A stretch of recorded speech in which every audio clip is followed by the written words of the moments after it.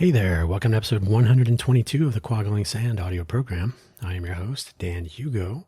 We're recording this at 10:38 a.m. Pacific Daylight Time here in the greater Vegas area on Wednesday, April 22nd, 2026. We normally publish in the morning. It looks like we'll get there every Wednesday, Quaggling Sand. Thank you for joining in. If this is your first time, I'll allow me to introduce myself and the Quaggling Sand audio program. Quaggling sand is a term that I coined when I was very young. I'm gonna guess around 4 years old. It is a technical term for me. You probably have referred to this as pins and needles. Pins and needles. The return of circulation to maybe a hand or a foot or some other part of your body that may have been situated in a funny way, so that circulation was limited. It went numb, and then as it returns. Quaggling sand. For the purposes of this audio program, these are stories swirling around in my mind, much like the quaggling sand. And so I recall them, I share them, I pretty much tell it like it is. There isn't too much embellishment that I'm aware of. Memory can be one of those things. But for the most part, they are as I recall them, which is probably pretty close to how they actually happened. It's unlikely that there will be guests on this program. It's pretty much a vanity project. Hopefully you find these various tales entertaining, educational, enlightening, something. Today's title and topic, chiropractic. You can still hear my voice this morning. When I first woke up, it was a little bit better, but the weather and the air in Vegas, it's allergy season is upon us. Usually late April, late April. Definitely into May. The wind, the dust, which harkens back to the times of nuclear tests. Surely there's some of that dust that's in Iran. There's probably some of it here from the 50s. So it gets blown up now and then, and often in late April, certainly through May, you're going to see the people of Vegas enjoying the full brunt of allergy season. Usually it's runny eyes, the Vegas croup, some congestion, something. So I get to have it impact my voice, which you get to enjoy with me. Quaggling sand. So hopefully wherever you found this audio program, you're able to locate the episode description, which contains the show notes, including a brief summary, which I'll read to you. It's one sentence. The links are the usual. I could link to some chiropractic stuff, but if you know, you know. So the two normal links, and then we'll get on with the story and then get on with our day. So the summary of today's episode. I did not become interested in nor participate. I wrote or. I got to write nor. Let's do some English here, folks. I did not become interested in nor participate in chiropractic for any holistic leanings, but for a car accident when I was in the 7th grade. That's where it all started. The links, as usual, Quaggling Sand homepage. Quaggling, like it sounds, like it's spelled like it sounds. QUOGGLING. SAND, quagglingsand.com. That's all I'd say about that. It points to the various places you can find the audio program, Spotify, Amazon. Actually, do I have links to Amazon? I have a link to the Spotify for Creators profile page, which has links to those. Still working on the old homepage publication platform. Someday. It's on the list. Still is. Not at the top. Profile page linking everything. My 5 years and 1 month old buymeacoffee.com/Dan Hugo profile page has links to everything. So if you don't find the link you're looking for in Quaggling Sand, it's probably on buymeacoffee.com/Dan Hugo.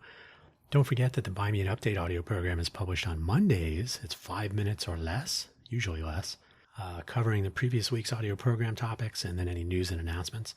It's 5 minutes. It's published first at buymeacoffee.com/Dan Hugo/post, hence the name. Used to be exclusive, but then I said, I should share this with the rest of the audience in all the usual places. So about 2 hours later, it gets published to Spotify, Amazon, Apple, YouTube. There's an RSS feed. It's probably in other places too. That would be cool. So there you go. Now let's get on with the show. We were waiting for waiting at a light in Flagstaff. My dead uncle's graduation, which is why we were up in the hills of Flagstaff. I was in 7th grade at the time, so age 12-ish. My family of 4 headed up to Flagstaff, Arizona to take part in this celebration. Yay.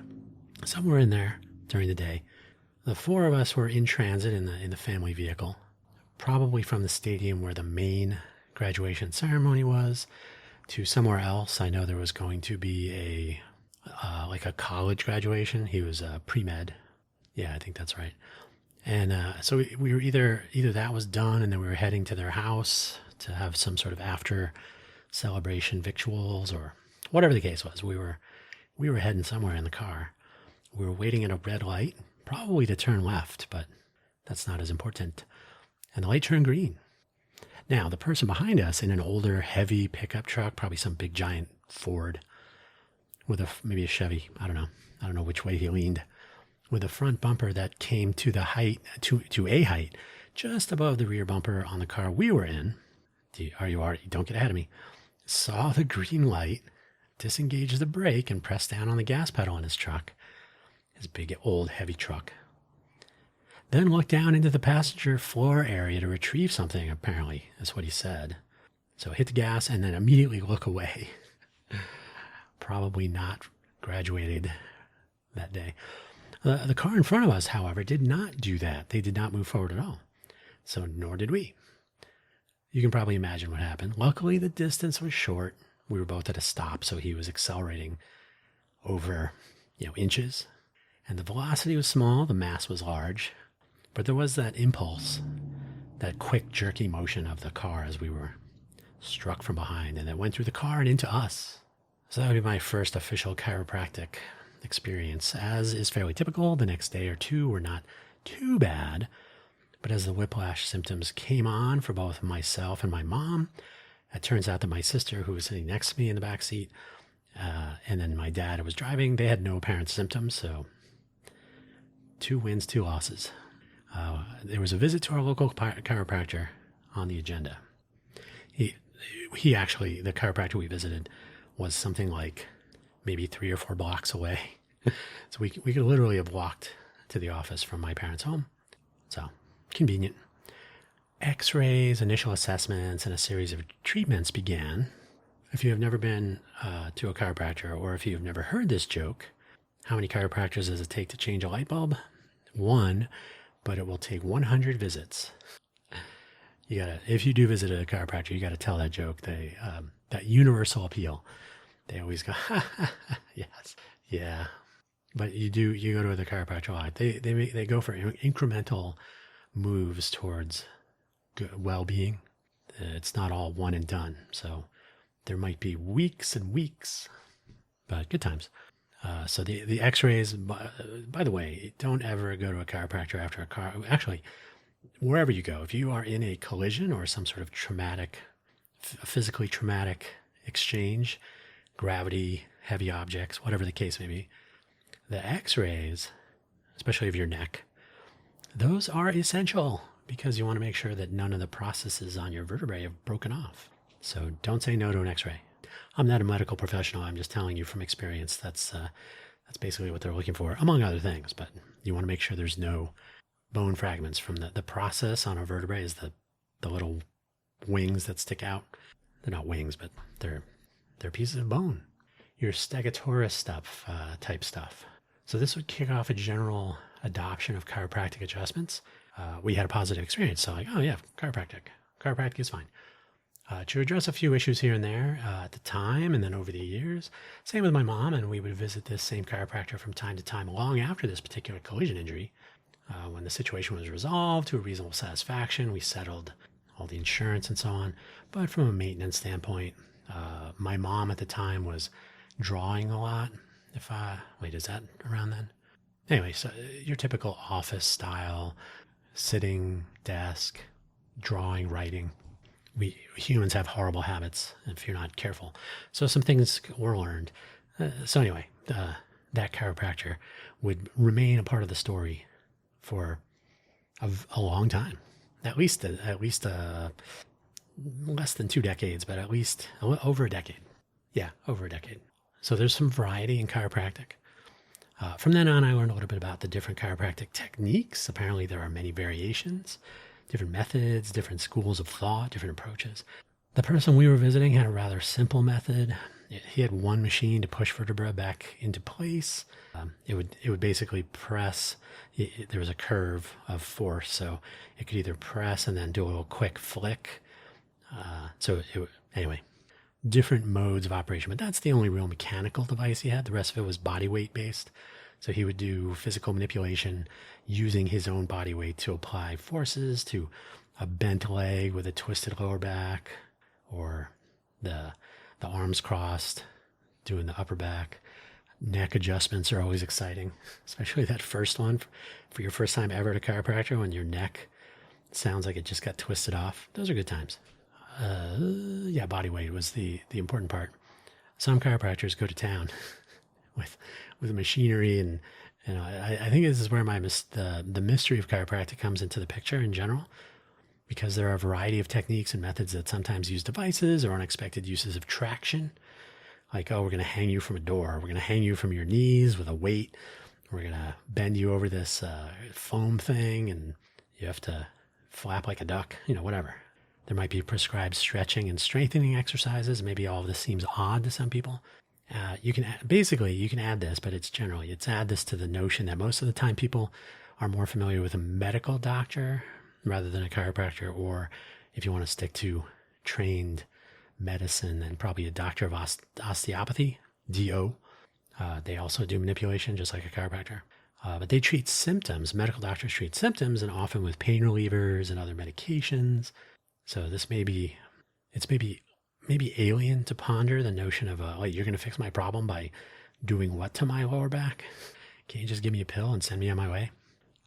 So the cover art for this episode, by the way, is in fact inspired by a comedic bit from a comedy performance some time ago, a long time ago, by Eddie Izzard, who today, so at the time it was just Eddie Izzard, he did do one of his specials with like the transvestite comedian, but he is now known as Susie Eddie Izzard. He's self-identifying as a gender fluid trans person. I don't know if it's gender fluid and trans. Either way, as I recorded this today, I checked. There is a tour about to kick off. New Zealand, Singapore, Australia, I think, in May of 2026, under the name Eddie Izzard. That's his website, eddieizzard.com. So I'm going to assume that I'm covering the gender reference bases here.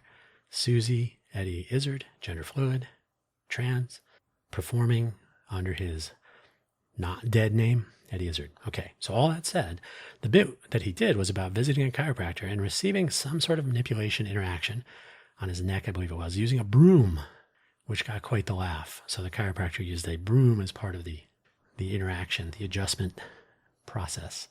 I'm not sure which was the greater source of comedy for that particular bit, that everybody got the joke that chiropractic can be odd with a variety of machinations, included as part of the treatment process,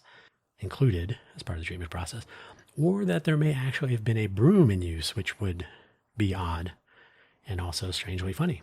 Either way, good times. Cover art. So then there was another car accident. When I first moved to Silicon, it's always fun to remember those times. When I first moved to Silicon Valley in 1993, I was in the front passenger seat of a coworker's vehicle. As three of us, my roommate was sitting in the back seat, and my coworker was driving. I was in the front passenger. We were heading to lunch somewhere. We were stopped at a red light in the left turn lane. And a car collided from behind, apparently not attempting to stop at all for that red light. It was a solid hit, luckily not too fast and not too heavy a car. The driver jumped out and said, "Why did you stop?" And my coworker said, "Because we were stopped at a red light. We didn't even come to a stop. We were just stopped when you hit us." So they argued. But I happened to be looking, unfortunately, to the left, speaking to the driver and probably to my roommate in the back seat.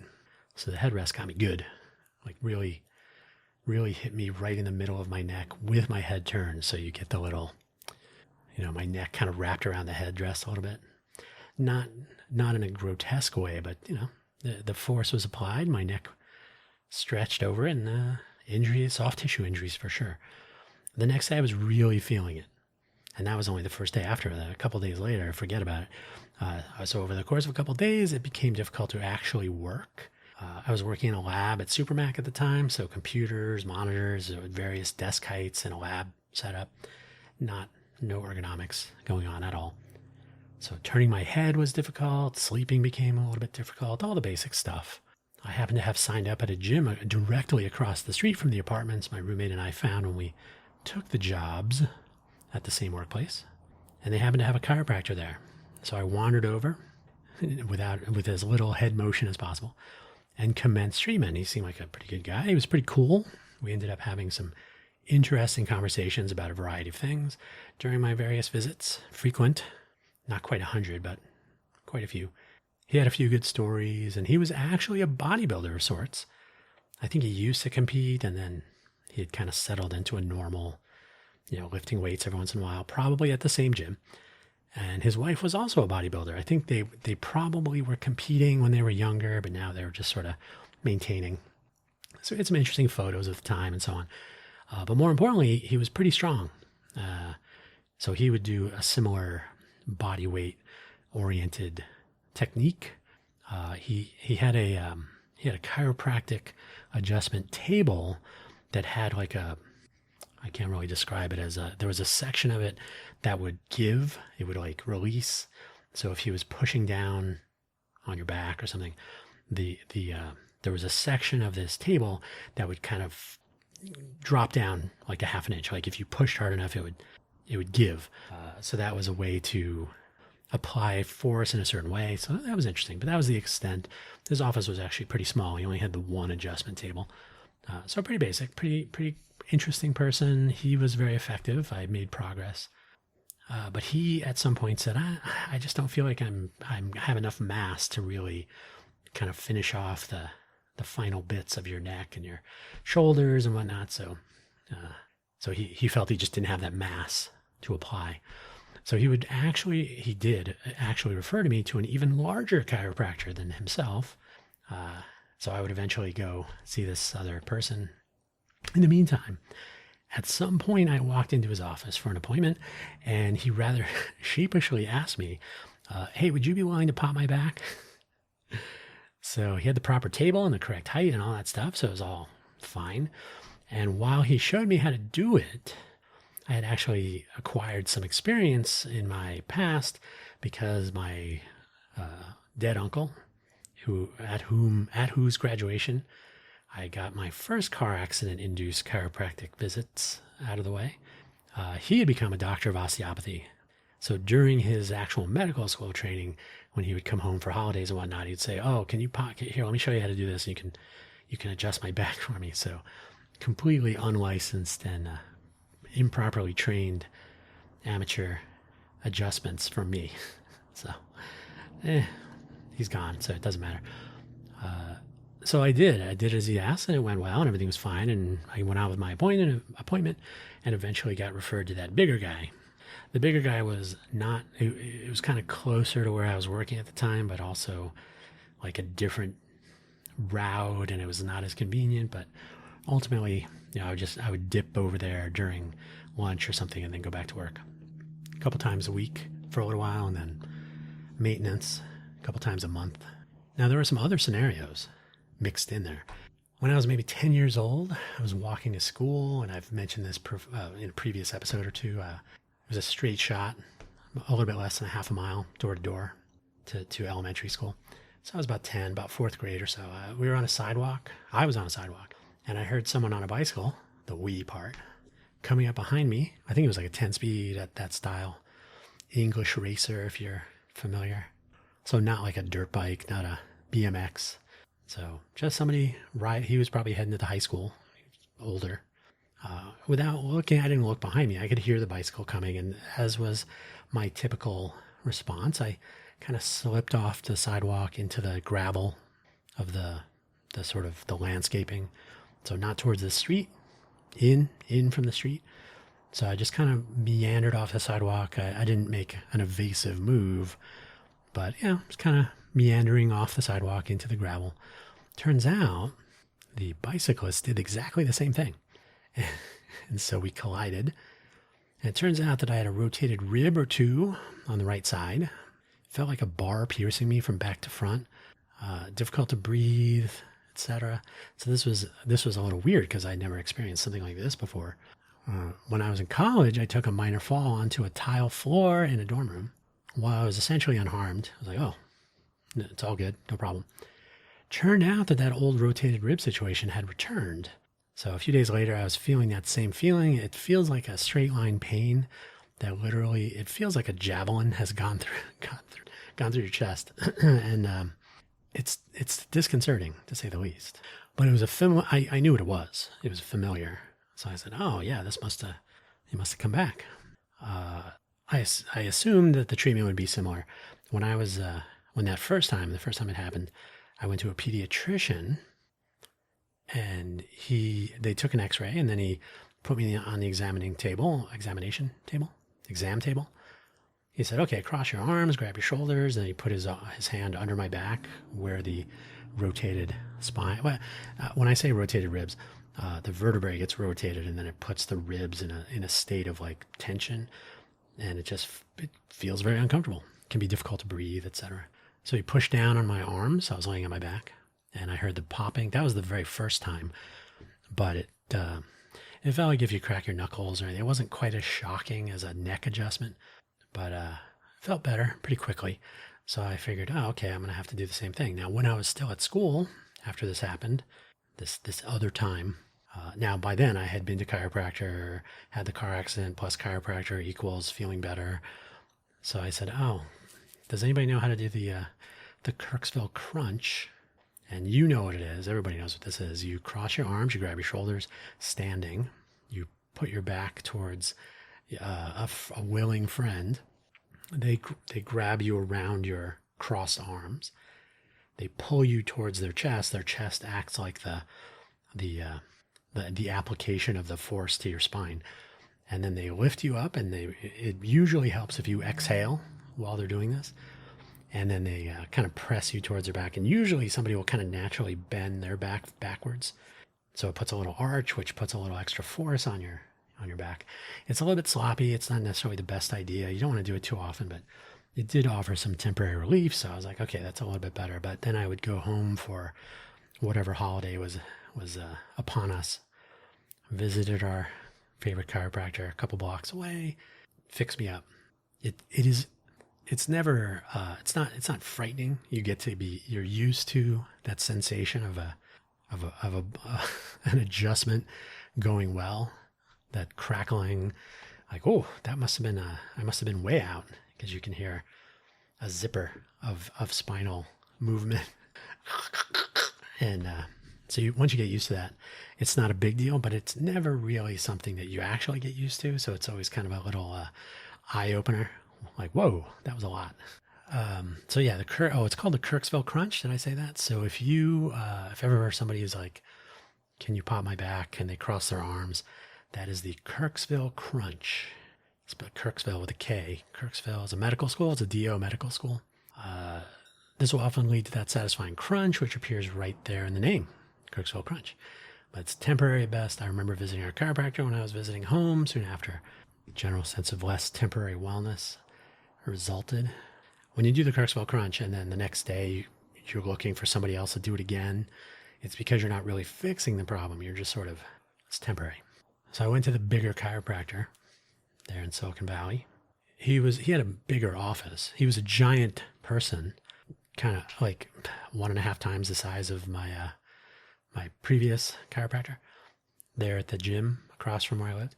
A fairly substantial office with 3 treatment pods or spaces or whatever with little walls between them, with adjustment tables and various pieces of equipment. And so he was a little bit more mechanical, but not too bad, not much. I got my car accident injury sorted once and for all with him, so all good. It was pretty solid, in fact. I continued to schedule an appointment now and then since I was finding my workplace to be less than ergonomically friendly, especially at Apple, where I was basically working. I'm trying to think. I think by the time I moved to this bigger chiropractor, I had probably been at Apple for like 2 or 3 months as a contractor. So ironically enough, at Apple, they care a lot about their employees and ergonomics and desk and chair adjustments and all that. They love their customers as much as they could at the time. contractors to whatever. You can sit on the floor if you need to. I went skydiving with two of my other colleagues from Apple. So one day, hey, you want to go skydiving? And I said, sure. And the guy was like, really? Okay, let's go this weekend. So three of us went skydiving. And if you're not familiar, you can grab the toggles that control the steering. And I did that a little bit. Didn't think anything of it. Didn't feel anything in particular that was a harbinger of pain to come.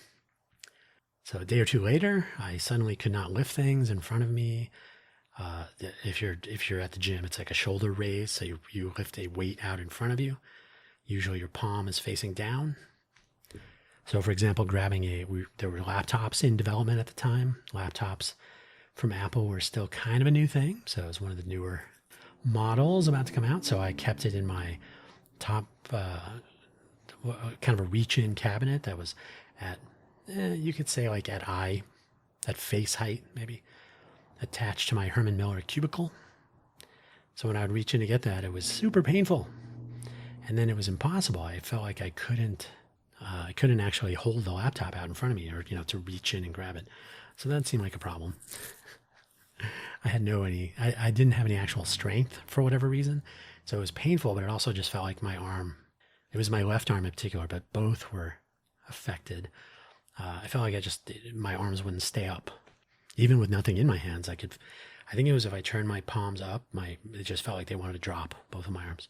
Visited the big chiropractor to treat that. After a while, these improved. I got back to normal. There were some exercises in there to stretch and strengthen. I also had some neck issues. It turns out that I was not treating myself well at all with regard to the desk, chair, and monitor placement. Thinking back today, I'm like, oh my goodness, what was I? I'll try to draw you a mental picture. If you imagine the Herman Miller chair, which is at the time not great, but the desk was, I couldn't move the desk, and the monitor and the computer adjustments, I just kind of went with, okay, the monitor is sitting on the desk. So for me to feel comfortable typing and then looking into the monitor, so I wasn't looking down, I would sit in my chair. I would loosen the chair resistance so that the back of the chair would be very easily leaned back. So I would basically sit so that I was leaning back, and my neck then was curved. So instead of sitting upright and looking down into the monitor, I was tilting my upper body back on the chair and looking straight ahead, but this had the same effect. So I was basically putting this awful curve in my neck. So generally speaking, not good. I visited. That was horrible. So I went to him, the same big guy, for that. And Apple was great for employees. Once again, they have a whole ergonomics group that takes care of these things for their employees.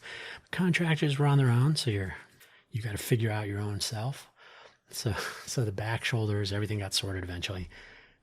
There were some neck exercises with a weight that I would strap to my head, and then there were some exercises I would do at the gym to strengthen my neck and so on. So it was good. It all worked out. The big guy, his method was fairly similar to that first chiropractor and really also the second one from over a decade earlier. At this point, it was, it had to be like 15 years maybe of car accidents. He used his body weight, which was substantial, basic adjustment moves, and he put some ultrasound massage thing on my shoulder. So he would rub around on it with this ultrasound with some sort of a lotion or almost like I can't really describe it. It's like I can't describe it. It helps with the transmission of the ultrasound waves. It seemed to help. So that was fine. My left shoulder was the more injured from that other thing. I have, to this day, I wouldn't even say it was the skydiving, but I don't know. Can't really say for sure.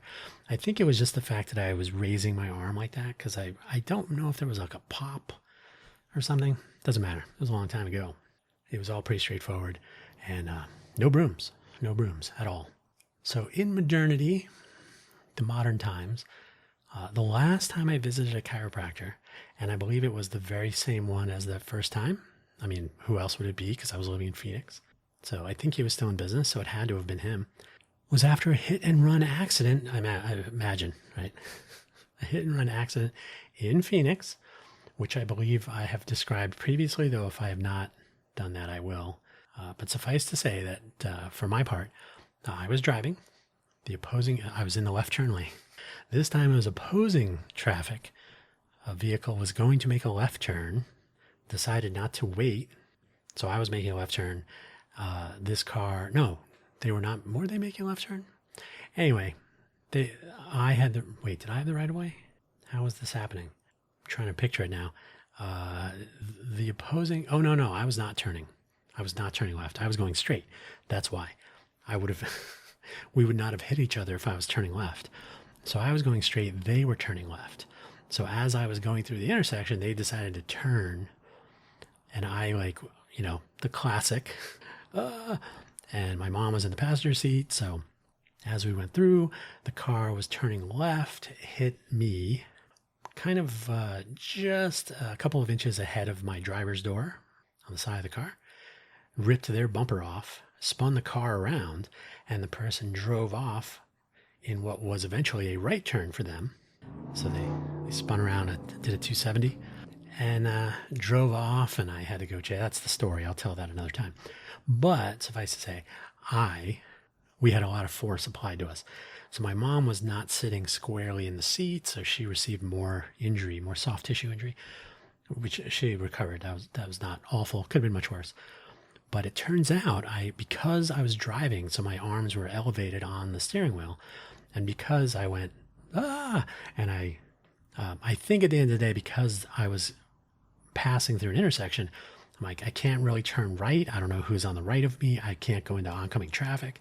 This person, so I just held on to the steering wheel and probably tensed up my trapezius muscles. Those are the ones that are on either side of your neck. So that ultimately the idea was I probably stabilized my neck by doing that at the right moment.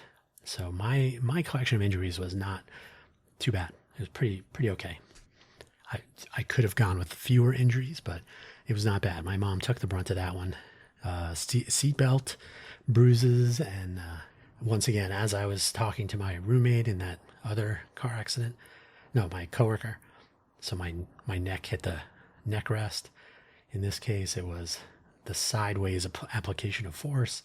Does awful things. We're not really built to be thrown around like rag dolls inside big metal boxes. So she was slightly worse for wear, but it turned out okay eventually. So ever since, I have not visited a chiropractor at all.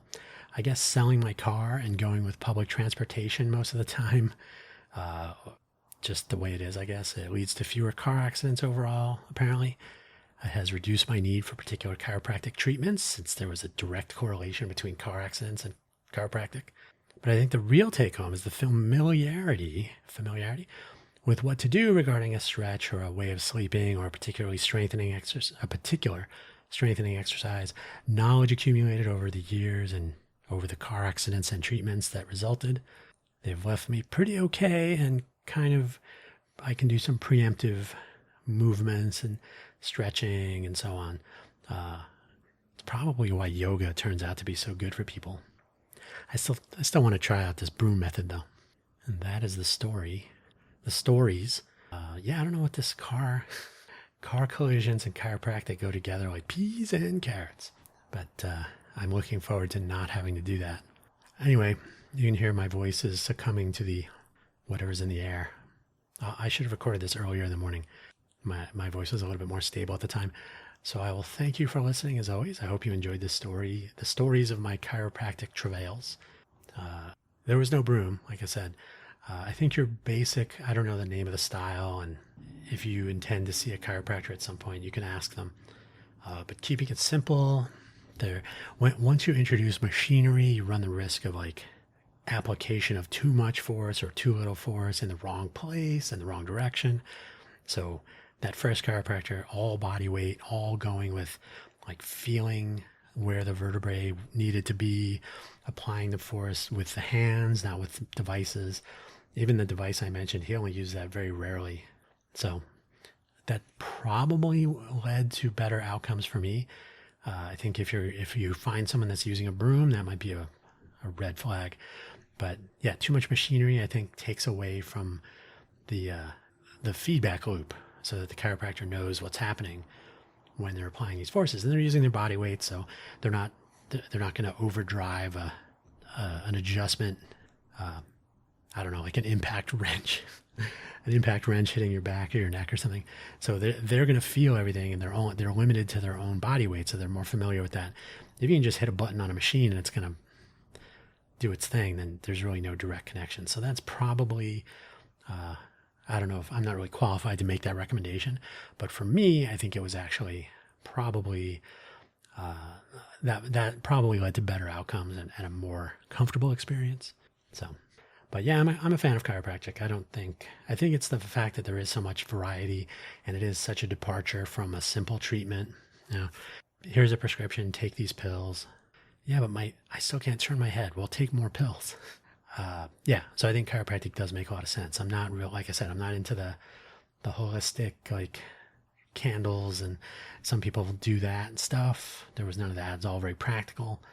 I had a very positive experience, so that's all I can say. That's the story.